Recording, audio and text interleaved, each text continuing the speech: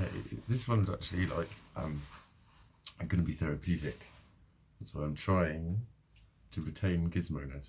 He was just sitting here, and I came and stroked him, but he's fucked off. But he was starting to fuck off.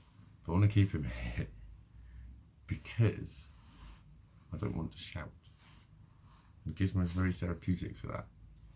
Because when I'm feeling like shit and bristling, he runs away. Of course he does. He gets scared. He scares easy anyway, and I hate doing that to him. So like, as much as sometimes I like feel a bit guilty when I'm upset and I cuddle him because I think he's going to pick up my energy, what I do is I try and use that therapeutically and go, no, I need to shield him from that. Because I'm angry. I'm angry. But I'm not going to talk about why I'm angry. And it's like, I will do at some point when I'm able to be objective about why I'm angry. Because I'm also fucking happy. Because it's like, when was it? So basically I had, what was it, an 18-week course of psychotherapy.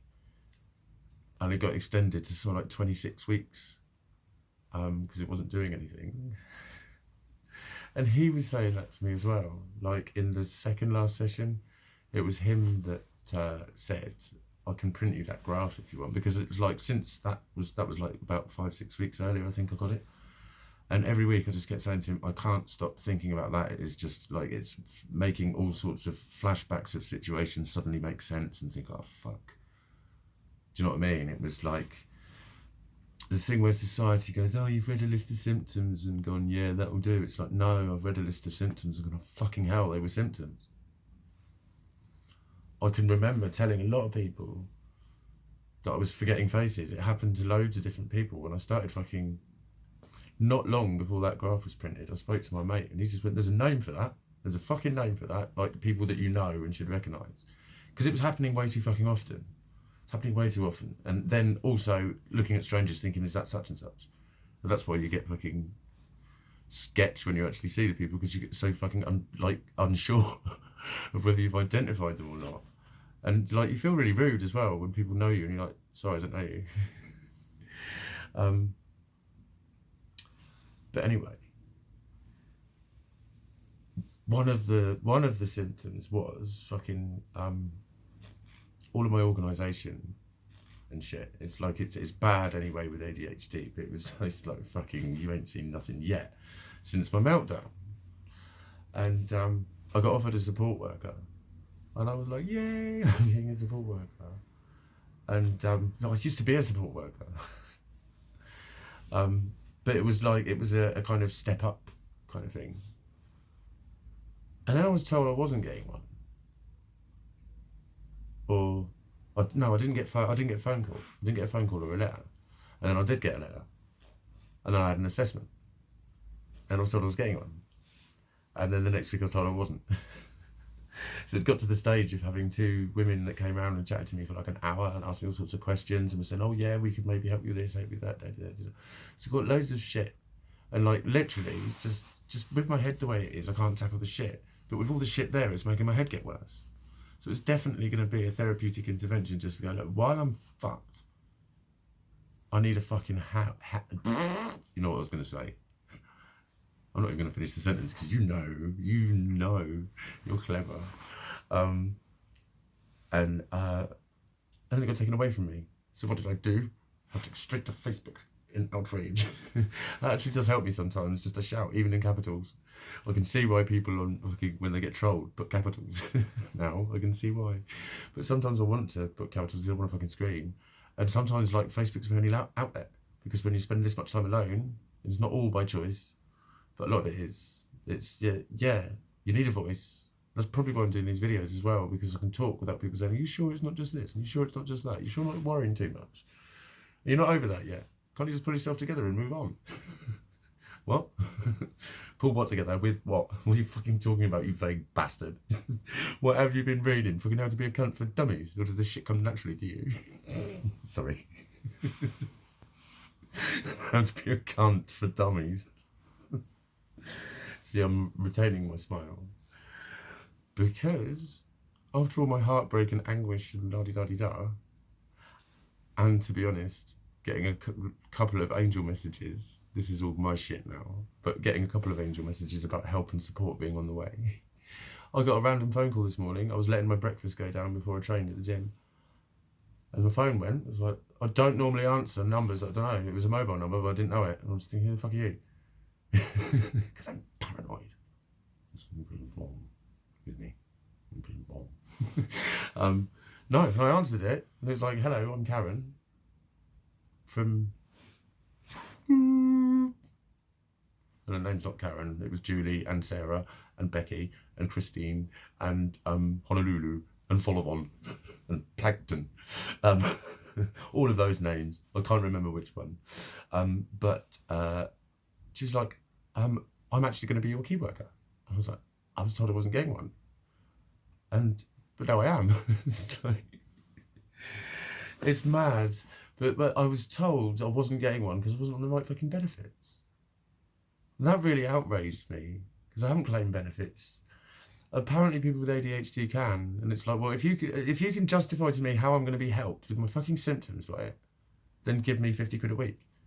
That's always been my thoughts on it. Like, when I broke my foot years ago, it's like a 2-year recovery from the type of fracture I had, so I was limping bad, and I was like doing manual work at the time. I wasn't qualified to do anything else. And they said to me, I claimed a bit of extra disability benefit then, and I actually said I don't class myself as disabled because I was thinking, well, I'm going to get better. And she was like, are there things that you can't do now that you didn't used to, that you could do?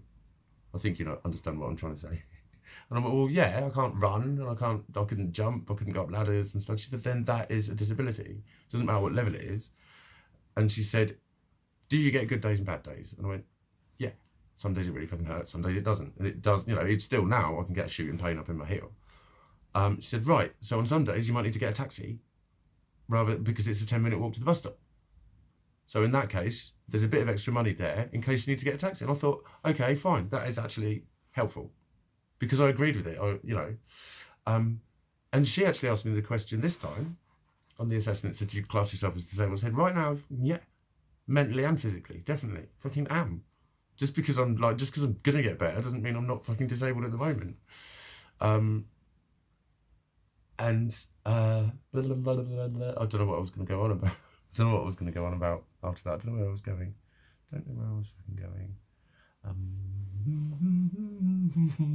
The more I try to think, the more it runs away. It really does.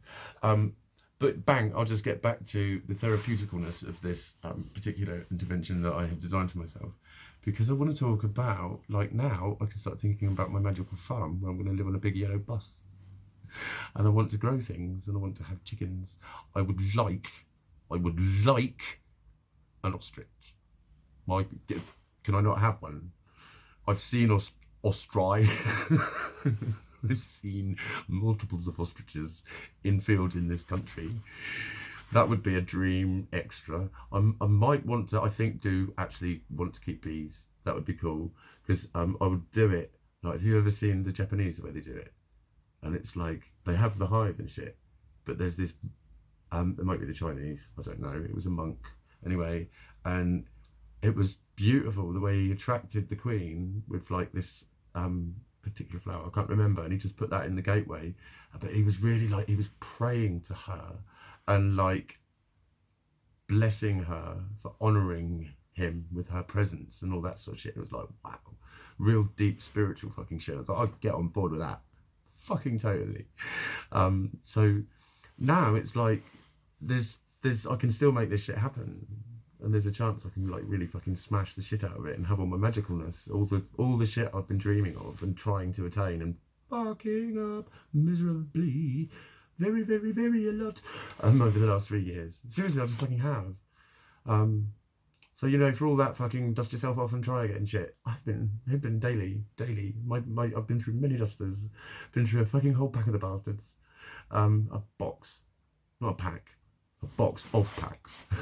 Fucking dusters as far as the eye could fucking see, mate. That's how many dusters I've been through, you cunt. But yeah, I don't want to think about the shit that's making me angry because it's bugging the fuck out of me and it's in the background. So I'm just going like this. You've got like the two faces, or it's a vase. Yeah? And let's not use black and white, let's use blue and yellow, because they look great together. But we'll call the blue positive, Archangel Michael, like my coat, and the yellow's negative, right? But when you look at the vase, the yellow, the negative, you can't see the blue, the faces. They become background. They are still there. And it is the same when you look at the blue shit. You can't see the yellow shit. The yellow shit becomes background. So positive, negative, whichever way around you want to look at it, is like the shit is still there and it's still fucking horrible, but then find some magicalness and then just focus on the fucking magicalness, because the shit will keep going. It fucking wants to. But the magicalness will be like, and now look, the cat's hello, right on cue. Hello, mate. He's just poking his nose up and having a little snuffle. And we keep things nice and peaceful because Gizmo's around and we don't want to frighten him. Because that's not why we went and got him, was to come and scare the fuck out of him.